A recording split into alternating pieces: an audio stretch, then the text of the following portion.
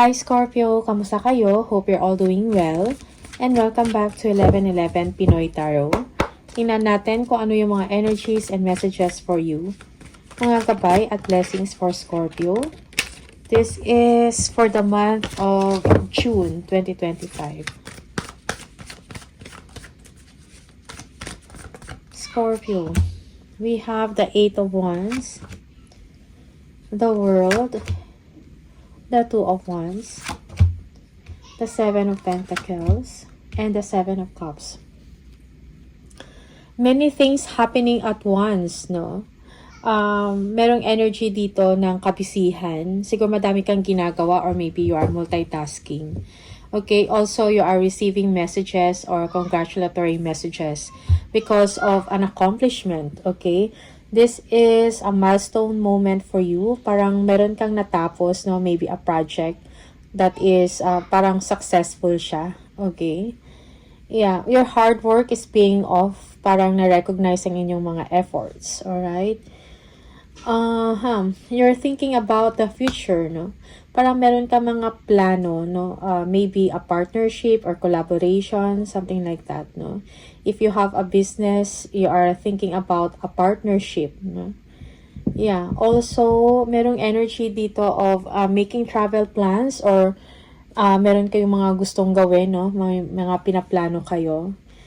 And maybe you are preparing siguro mga itinerary, no? Ano pa yung mga ang mga pupuntahan nyo, no?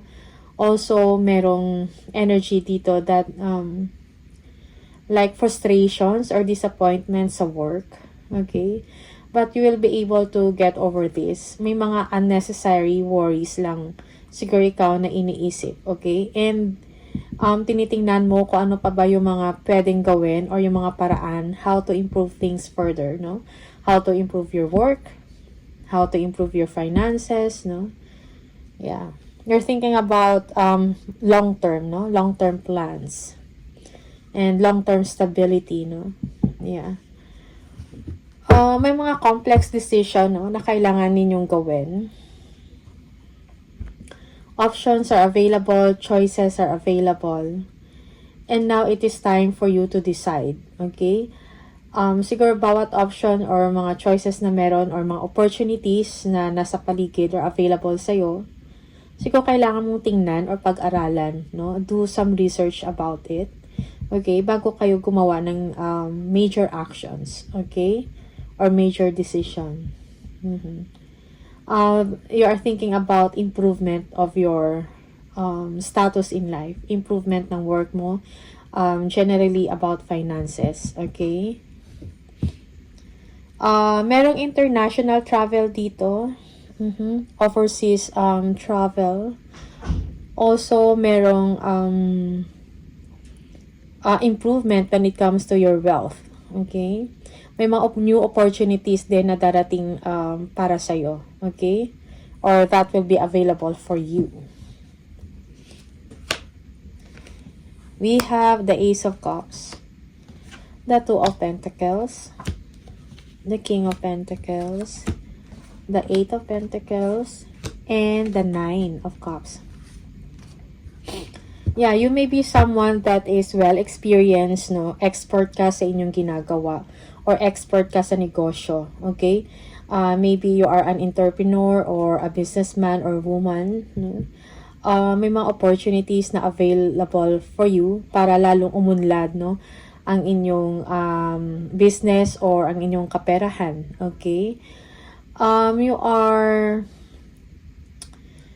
juggling two options or maybe you are juggling two situations or ideas, no?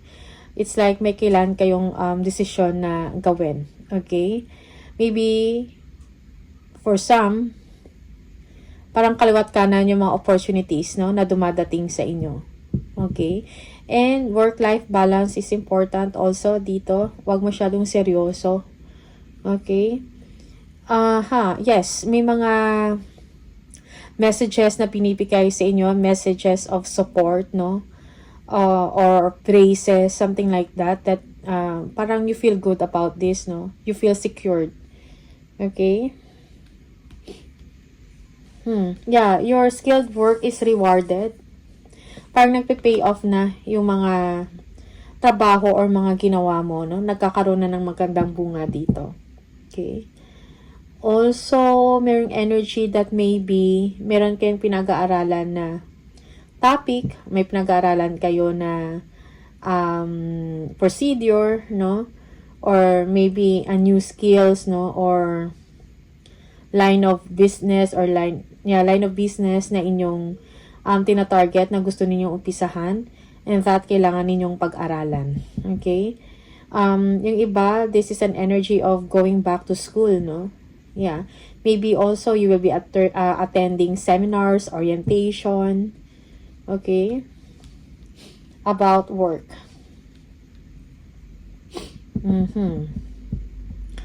Nine of Cups, yeah.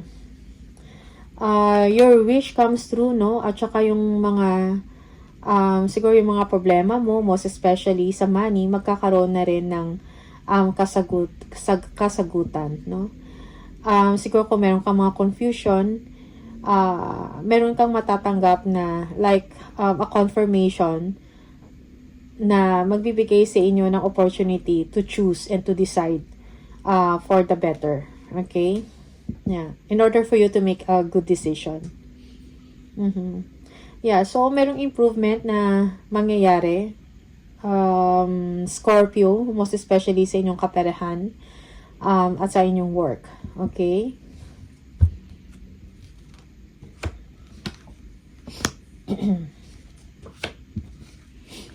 Yeah, merong energy dito that you feel proud because of the opportunities available sa paligid mo. You are proud dahil meron kang nakamit na success. Okay? Yeah. Merong Knight of Swords and the Ace of Pentacles dito, the Emperor, the Hangman, and the Lovers. Okay? So, you're a person that is a decision maker, no? A boss, no? Yeah, and stable in life. Stable yung business mo or stable yung trabaho mo. You might be even someone na mataas yung rango, no? Or maybe you are an officer, no? In your office or in your workplace. Okay? Money is coming to you. A big one. And yung mga wishes ninyo will come true, no? That will be granted. Okay? Yung iba, this is contract signing, a new career opportunity, or may iniisip ka na new venture, no, na uumpisahan. Kung mag-decision ka, wag padalos-dalos, pag-aralan ng mabuti bawat option or solution. Okay? Yeah. Yeah, you are a person na very ambitious, no? So, dapat hinay-hinay lang din, lalo na kung meron kang opportunity na gustong umpisahan. So, pag-aralan ng mabuti.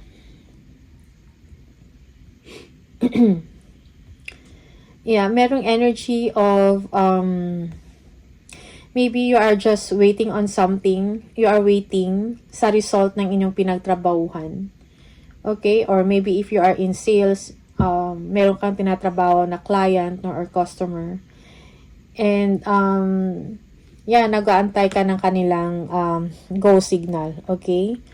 Or nag-aantay ka ng kanilang approval. Something like that. Be patient at this time, Scorpio, lalo na kung meron kayong inaantay, no? Inaantay na reward or inaantay na incentive, commission, or salary, no? Or pay, something like that sa pinagtrabahuhan ninyo.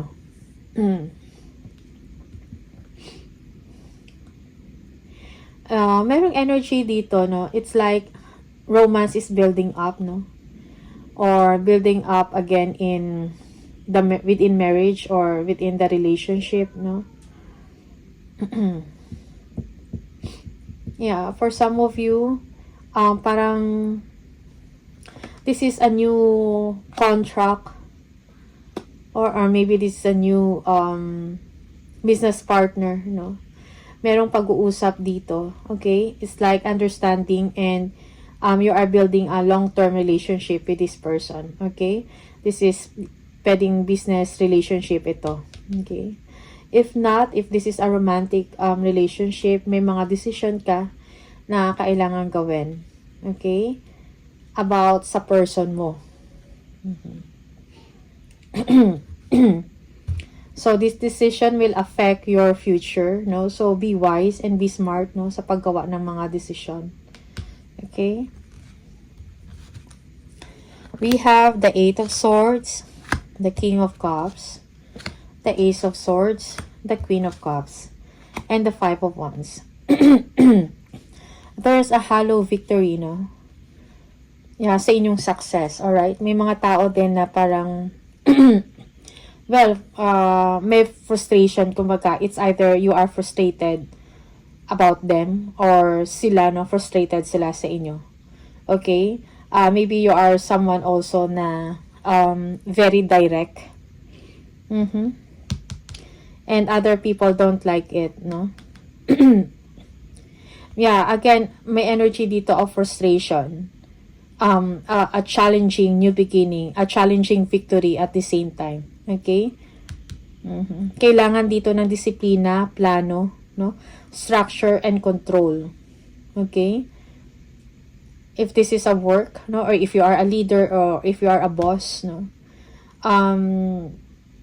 you have to communicate clearly kung ano yung goal mo, anong gusto mong mangyari, no, with your team or with your colleagues, something like that. Okay? Kung meron ka mga frustrations, you have to speak it up. Okay? Merong someone din dito, no, na yeah, they need your compassion or malasakit, no? Or for some, they need your advice, a heartfelt advice about an opportunity, your wise advice, no? Your balanced advice, something like that, okay? And yeah, merong energy dito to listen your intuition, no? You are a very intuitive person. So, alam mo sometimes kung ano yung dapat mong gawin, or kung meron kang nararamdaman na something fishy, or alam mo yun sa palibot mo, you can feel it, you can sense it, okay? Also, merong energy dito that you need to take care of yourself, you need to be forgiving, and you need to be loving, no? Loving sa sarili mo, and to have care with other people, okay? Yeah. Merong Five of Wands. Yeah, merong competition dito, conflict or power struggle, no? Yeah. Yeah, may mga obstacles din, no? Along your path, okay? Yeah. Excuse me. Meron ding arguments dito about a certain topic. Merong away or dispute or argument with a loved one dito. Okay? Maybe this is a mother or a wife or a mother figure, no? Parang merong konting dispute dito. Okay? And meron ding silent treatment. So, you just need to be patient with this person.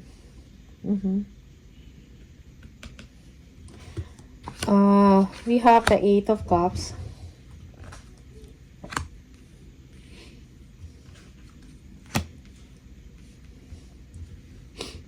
Merong person, maybe you are dealing with someone that is challenging person, no? Para ang hirap makipag-usap or i-deal with, no? Ang hirap i-handle, no? So, merong energy na ganyan dito. Someone here also is overthinking, no? Or lack of confidence. It's either you or yung tao na nasa paligid mo. You may be also, this may be also another Scorpio. Okay? Or a Cancer.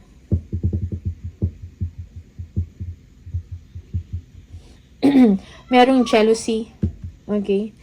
The Eight of Cups, the Wheel of Fortune, Ten of Swords, the High Priestess, and the Queen of Swords. Okay? Yeah. The worst is over, no? And expect things to get better now. Most especially if meron kang sakit or maybe merong surgical operation na nangyari, no? So, you are recovering, okay? That's for some of you. Okay. Yeah, merong energy dito that parang may issue or may money problem. Mm-hmm. Yeah, we have the High Priestess and the Queen of Swords. Okay. Yeah, so listen to your intuition, no? Mm-hmm. Yeah, be intuitive. Gamitin mo ang inyong senses bago kayo gumawa ng aksyon. Also, carefully consider what you want, no? Bago ka gumawa ng aksyon or bago ka mag-decide, okay? Silence is golden, okay? Kung meron kang mga plans, no? Sa buhay mo or sa trabaho mo or whatever plans that you have in mind, don't share it yet with other people. Keep it to yourself, okay? The Queen of Swords, yes, you need to focus, no? Focus sa goal mo. Okay? Wag mong patulan. Meron din dito energy or issue, no? Wag patulan kung ano man itong mga conflict or disagreement. Okay? Yeah, or wag kang makisali. Something like that. Be objective. Be objective. Okay? Yeah, merong energy, no? Merong travel dito again, overseas travel. Also, merong elevation of money, increase in money, or increase in your finances. Alright? The situation suddenly moves, no? To your favor, no? Merong magagandang pangyayari or mangyayari, no? After a difficult situation, after a struggle or adversity, something like that, okay? Yeah. We have the Nine of Swords. Someone here is overthinking or may mga self-limiting beliefs, no? Or self-fulfilling prophecies like, yung, for example, nag-iisip ka ng negative kaagad, kahit parang wala pa or hindi pa nangyayari, nag-iisip ka na ng hindi maganda, feeling mo palpak or something like that, okay? Yung iba sa inyo, ang puyat, no? Spending overtime sa work, or hindi ka makafocus. Merong Page of Pentacles, merong Death, merong Three of Cups, okay?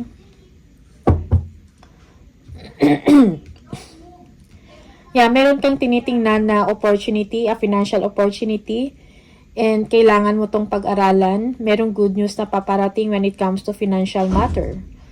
Also, kung merong mga issues dito, or may mga challenges around you, sa work mo to, or sa work, you need to deal it with kindness or understanding, no?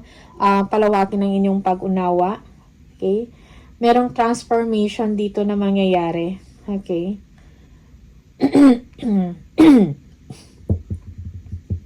Yeah, there will be a new beginning for you, a success, no?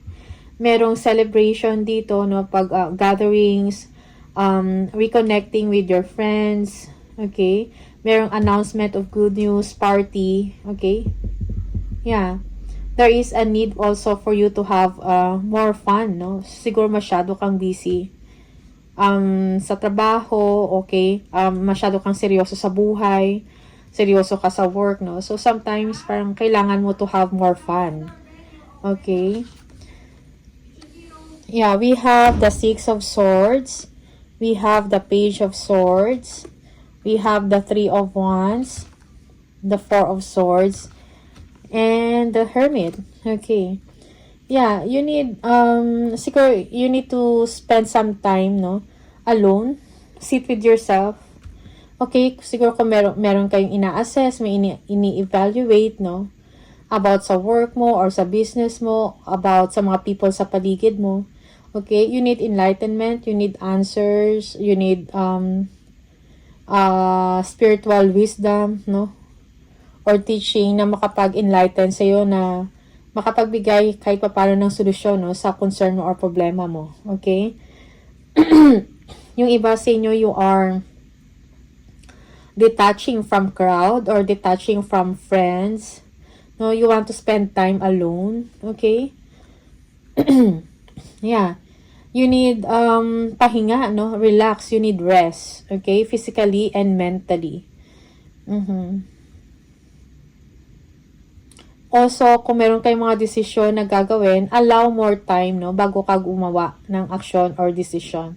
Most especially, pag may kinalaman ito sa kaperahan nyo, or finances, or sa trabaho. Okay? Again, merong travel dito. Abundance will come, so just be patient at this time. It's time for you also to make a positive long-term plans, no? Para sa future mo. Okay? Things are looking good, no? When it comes to your business, or when it comes to your work, o sa mga passion project na meron ka. Okay? Or sa ginagawa mo, basically. Okay? You are moving beyond past pain, no? Or conflict, or chaos. Okay? There is a fresh start dito at pagkalma ng inyong pag-iisip, okay? Or mindset. Merong someone dito, no? Parang tinitingnan ka or kumukuha din ng information about you, nagsaspy or nagsustalk regarding sa ginagawa mo. This someone feels that you are, na parang tamad ka sa mga gulo, tamad ka sa maybe tamad ka makisawsaw sa mga problema or gulo, no? Someone is noticing that about you. Okay? That maybe you are changing. Alright? Also, merong energy din dito na parang may mga delays, no? At may mga changes sa mga plano. Okay?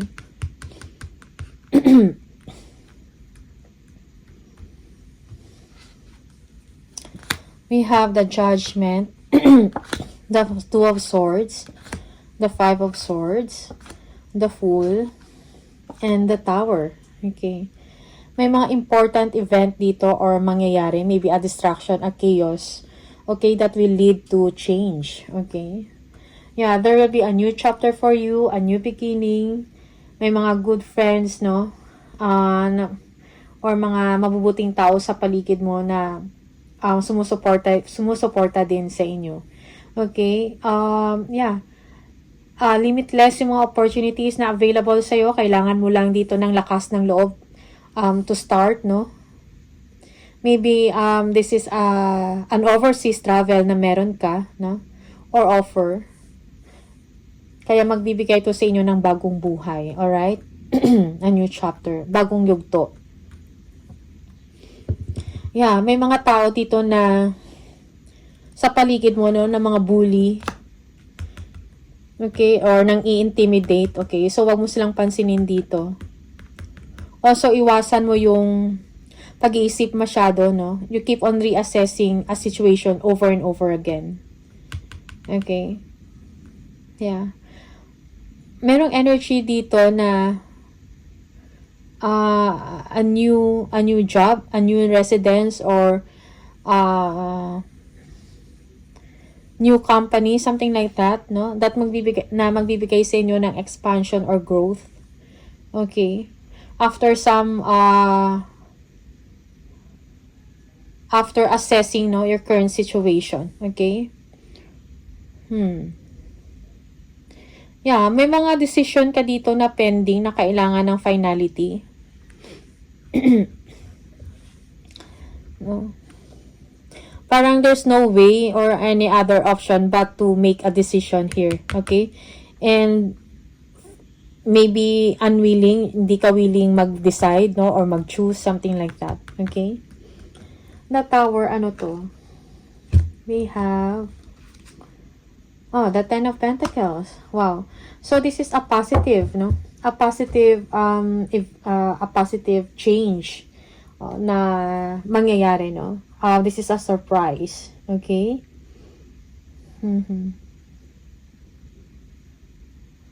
Yeah, yung iba naman, well, this is a distraction. Distraction sa family unit, something like that. Okay? Tingnan natin, one more. Okay, the King of Swords. Yeah, parang merong someone dito, an air sign maybe, no? An Gemini, Aquarius, or ano yung isa? Aquarius, Libra, okay? Yeah, parang merong someone dito na magko-communicate, no? About a family dynamic. Maybe a gathering, something like that. Okay? We'll talk about family stability, financial stability. Okay? Yeah.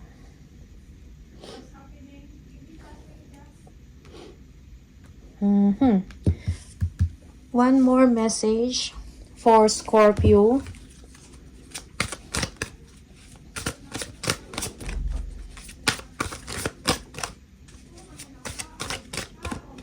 We have, instead of pushing yourself so hard, stop, breathe, and reevaluate. You are doing enough even if it doesn't feel like it. Don't wear yourself out to the point of exhaustion. It is not worth it. Balance your time more wisely. Okay? So, parang sinasabi dito is kalma lang, relax. Okay? Huwag mo masyado i-push yung sarili mo, no? Don't be too hard on yourself. Okay? So, Scorpio, these are the messages for you. Maraming salamat. All the best and see you on the next video. Bye!